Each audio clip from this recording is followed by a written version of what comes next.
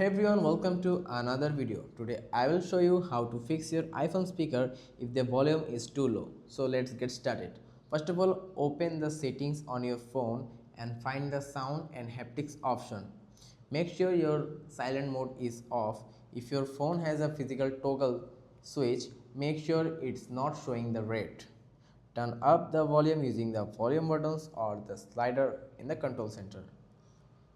In settings, sound and haptics option looks for reduce loud sounds like this. If it's on, turn it off or set it to a higher limit. Also, go to settings and find out the accessibility option, and you can see the audio and visual option and check for any limits there. If you recently got a new case, make sure it's not covering the speakers. Check for dust or any any lint on the speaker grills. Use a soft brush or compressed air to clean them. Open control center and ensure do not mode is turned off and the Bluetooth is not connected with any device. Go to the settings option and the accessibility option and find out the touch option.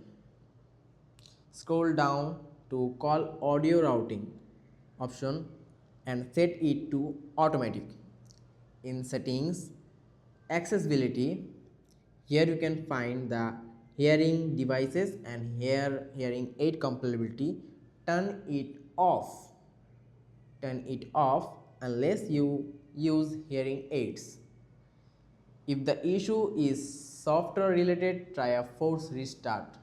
Press the volume down button and power button and hold it until the screen goes black.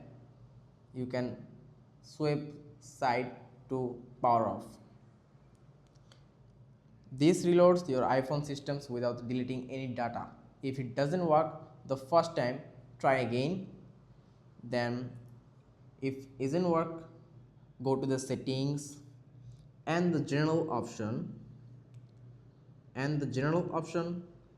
then you can find the software update option. If any software is available for update, install it. This may fix software bugs affecting your speaker.